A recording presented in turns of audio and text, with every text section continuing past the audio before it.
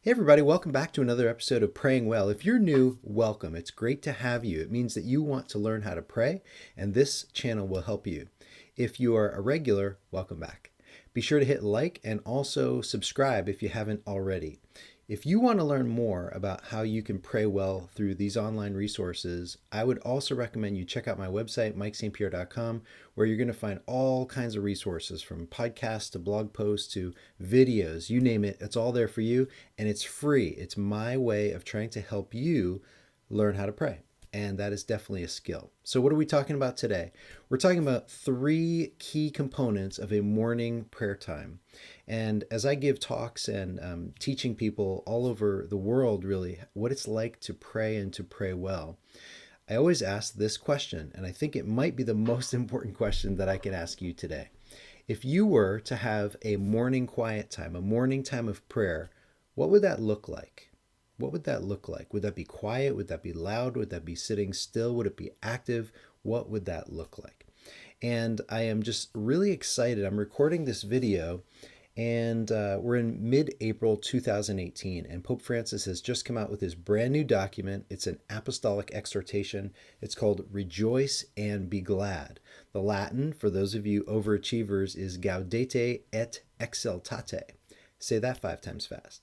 And there's a whole bunch of quotes that are just gems. And I'm just going to read to you one of them, and then that will launch us into our 3 points for today. So I'm using a cheat sheet here on my phone. Pope Francis said this, he says this, and this is paragraph 18. In this way, led by God's grace, we shape by many small gestures the holiness God has willed for us, not as men and women sufficient unto ourselves, but rather as good stewards of the manifold grace of God. In other words, we have some work to do in terms of this sanctifying grace that God pours into our lives generously. We can't just sit back and say, hey, God, make me holy, and expect that God's going to do all the work. Sure, He does the heavy lifting, but you and I have a role to play, and that's where the morning quiet time comes in. Now, let me preface the three key pieces that I want to talk about today with saying that any good morning quiet time starts the night before. So it means I'm sort of presupposing that you're going to get a good night's sleep the night before, that you're going to think as you're going to bed that the next morning I'm going to be praying. I'm going to have that morning quiet time. Okay, so all of the things that I'm going to talk about today presuppose that you're doing a few things to be smart the night before. If you're staying up till 1 or 2 in the morning, it's really hard to get up early. It really is. It's really hard to get yourself going and give God space and time in your morning. So again, get a good night's sleep the night before. Okay, so what do you need? Number one, you need tools. You need a certain sense of what might help you in a morning quiet time. So I would recommend a journal. Yes, guys, you can call it a journal. You don't have to call it a diary. And that journal might be an app online. It might be an old-fashioned notebook. Whatever works for you, a journal is a good thing to have. A Bible. Now, the Bible might be an app on your phone, and I have all kinds of recommendations for that. Or it might be an old-fashioned Bible. Okay, so I have all kinds of different Bibles at my disposal. This is the New Jerusalem Bible. It's a great resource, but as you can tell, it's not that portable. I have some pocketable New Testaments. I mean, there's just all kinds of resources that you might have. I would just say find one that you like. Find one that you like holding in your hand. And if you don't like traditional paper, then use an app. Okay, so make sure you have a journal. Make sure you have a Bible. If you're a coffee drinker, a tea drinker in the morning, get that ready the night before. I know that sounds really dorky, like what? But I'm telling you, it's going to help you get yourself going in the day, and it is okay. No, you don't want to bring a cup of coffee or tea into a church if you're having your quiet time in a church, but I'm presuming that you're probably going to have your quiet time at home.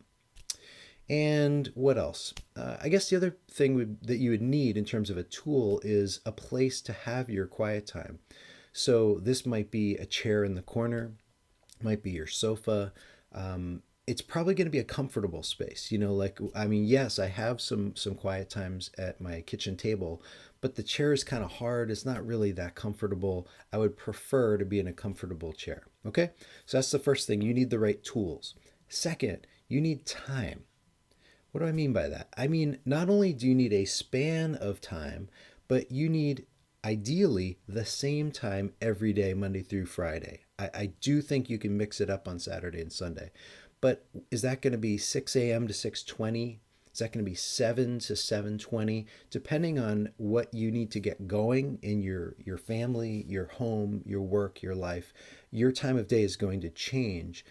Mine tends to be usually around 6 to 6:20. That's typically my prayer time. And on the weekends I like to stretch that so it's a longer period of time. But usually Monday through Friday, that's about it. I get up, I put the dog out, and then I can have some quiet time before I have to get everybody up, and then the rest of the day is crazy. All right. So we've talked about the tools, we've talked about the time, and if you're wondering about what's the right amount of time for a prayer time, you can't pray too much. I mean, if you could have an hour of prayer every day, wouldn't that be just amazing? And I know that might sound like, oh my gosh, I can't pray for an hour a day. I get it, I really do.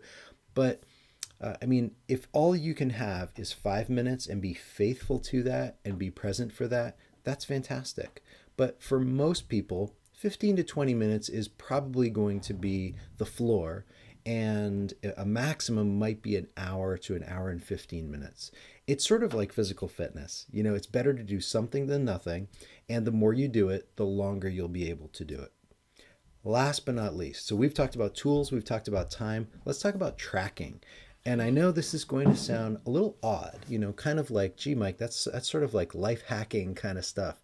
Like I have to track or measure my morning quiet times. And I would say you don't have to, but if you want to build the muscle of prayer, then I would recommend somehow you keep track of that. So for me, I use an app called Day One, and I can look at the calendar view and it will show me in a month every time that I've put into the app when I prayed. Does that mean that I'm not praying at any other times? Of course not. I'm praying all throughout the day, right? It just means that when I'm having that set time for morning prayer, I'm kind of like noting it. And once again, just like physical fitness, what gets measured typically gets improved. And so if you can look back and say, wow, I've prayed for 7 days in a row. How great is that? Thank you, God, so much. I'm doing the work. I'm doing my part. Remember what Pope Francis said. These are small actions we can take that help us to cooperate with the grace of God and ultimately leading us to holiness. Francis says that the church is most attractive when she is holy. And so I know for you and for me, we want to give the world that attractive, incredible, magnetic force of God's love. And typically that's going to happen through our morning prayer times, which then spill out into the rest of our day. We've talked about tools, we've talked about time and tracking. I hope that these things have helped you. As always, you can find out more, follow up with this video through my website, MikeSt. Pierre.com. I am so happy to spend a few minutes with you today, and I hope that when we talk next time, you and I will be able to say that we were indeed praying well.